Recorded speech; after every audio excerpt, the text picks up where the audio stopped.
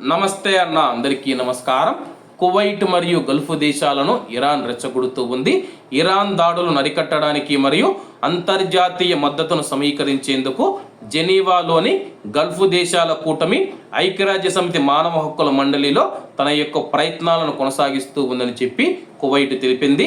జెనీవాలోని ఐక్యరాజ్య సమితి మరియు ఇతర అంతర్జాతీయ సంస్థలలో కువైట్ శాశ్వత ప్రతినిధి నాసర్ ఆల్ హయన్ గారు మాట్లాడుతూ, ఇరాన్ దాడులను చూస్తే ఈ ప్రాంతాన్ని అస్థిరపరిచేందుకు ముందుగా ప్లాన్ చేసుకున్న ఉద్దేశాలను ప్రతిబింబిస్తూ ఉంది.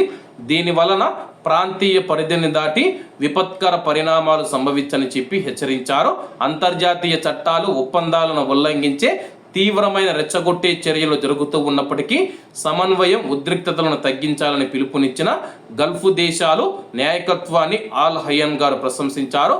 కువైట్ ప్రజలు కీలక మౌలిక సదుపాయాలు, చమురు సౌకర్యాలను ఉద్దేశపూర్వకంగా లక్ష్యం చేసుకోవడం అంతర్జాతీయ మానవతా చట్టాన్ని తీవ్రంగా ఉల్లంఘించడమేనని చెప్పి ఆయన పేర్కొన్నారు.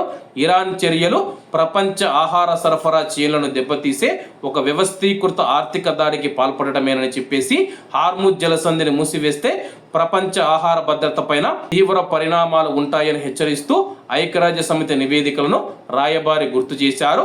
Bahrain, Kuwait, Saudi Arabia, UAE, Oman, Qatar, Jordan వంటి ఈ ప్రాంతంలోని పలు దేశాలు లక్ష్యం చేసుకుని ఇరాన్ జరిపిన దాడులను ఖండిస్తూ ఐక్యరాజ్య సమితి చార్టర్ ప్రకారం ఈ దేశాలకు ఆత్మరక్షణ చేసుకునే సహజ హక్కు ఉందని మానవ హక్కుల మండలి ఏకగ్రీవంగా తీర్మానాన్ని ఆమోదించడాన్ని ఆయన స్వాగతించారు.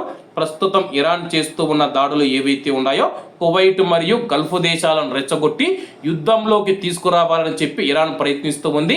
కానీ కువైట్ మరియు గల్ఫ్ దేశాల రాజులు ఎవరైతే ఉన్నారో వాళ్ళు సమన్వయం పాటిస్తూ యుద్ధం యొక్క తీవ్రత తగ్గించాలని చెప్పి ప్రయత్నం చేస్తూ ఉన్నారు. ఎలాగైనా కువైట్, గల్ఫ్ దేశాలను యుద్ధంలోకి లాగి ఆ యొక్క ప్రాంతాల్లోని భద్రతను ప్రశ్నార్థకం చేయాలని చెప్పి ఇరాన్ ప్రయత్నిస్తూ ఉందని చెప్పి కువైట్ రాయబారి ఐక్యరాజ్య సమితికి తెలిపాడు. కాబట్టి అందరూ బాగుండాలి, అందులో మనం ఉండాలి. అందరికీ నమస్తే అన్న, జై హింద్.